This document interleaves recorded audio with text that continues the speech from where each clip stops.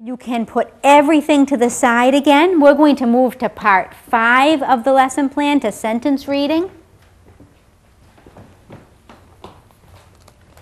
I'm going to take a look at the sentences on page 84. Page 84.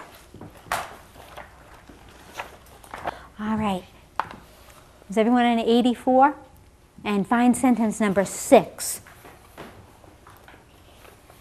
What I'd like everyone to do is read sentence number 6 to yourself, but I want you to read it with your pencil in your hand or moving your finger and figure out where you would break that sentence into phrases. Once you have the sentence all figured out, you can look up. When you're sure you have that phrased perfectly, you're ready to go. If you get stuck on any words, you can tap out.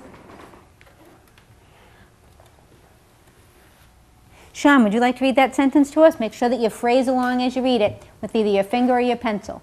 Great. Seth runs to the dock with his 6 big fish. That's beautiful. Seth runs to the dock with his 6 big fish. Did anyone phrase that differently? Did anyone do it a different way? How did you do it, Alex? Seth runs to the dock with 6 big fish. Seth runs to the dock with his 6 big fish. You put a lot of expression into that. You almost needed an exclamation point at the end of that sentence. Everyone read sentence number 7 to yourself. I should see everybody using either their finger or a pencil to phrase along as they go. Excellent. Excellent. Adriza, would you like to read that one out loud? And I need to see your pencil or your finger showing me how you phrase that. Ben sells dolls in his shop. That was perfectly accurate. You read every word correctly. Let's read that in phrases. Ben sells dolls in his shop. Let me see you scoop and read that, just like that, Adrisa. Ben sells dolls in his shop. Wonderful. Very nicely phrased. Are there any words in that sentence that have a base word and a suffix? Give me one, Mike. One word in number 7 with a base word and suffix. Dolls. And give me another one, Chelsea. Shell. Beautiful. Everyone, read sentence number 8 to yourself. I want to see those pencils or those fingers going to phrase.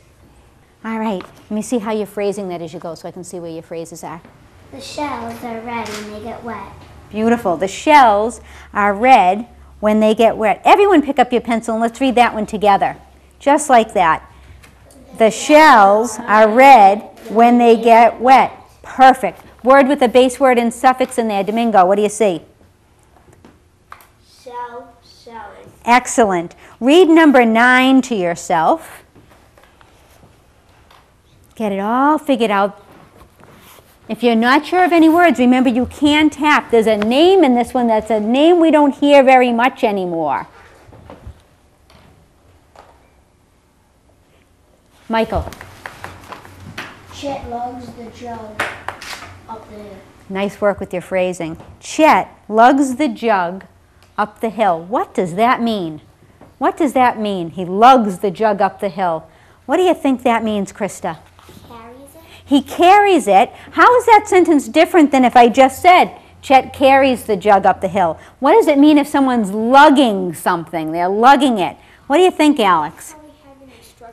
It's probably heavy. Do you lug a pencil to class? No, you don't lug your pencil to class. Do you lug your backpack home from school sometimes if you have a lot of homework? Yeah. No. Do you have a light backpack? If you have a heavy backpack, you have to lug it. Michael, I can think of a sentence with lugs for you. Michael lugs his hockey bag to practice because hockey bags are really big and full of stuff. All right, let's take a look at sentence number 10. Read it to yourself. Michael, you picked your pencil right up. Excellent reading. Excellent, excellent. I love it when you get those pencils right up. You're really hooked into what you're reading. That's wonderful. Someone who hasn't read a sentence out loud to me yet. Oh, you haven't read one to me, Chelsea? Okay, go ahead. Pam hugs the pup when it's sad. You phrased that very nicely. Can you show me with your pencil exactly where you did those phrases and read it one more time? You read it perfectly. So what was your first phrase? Pam. And then you read Pam what? Hugs the pup when it's sad. When it Sad. when it is sad. Let's do that one together. Pam hugs the pup when it is sad. Where's your word with a base word and suffix? Stephanie. Hug. And the whole word is? Hug. Great. Close your books, and we are done with block 1.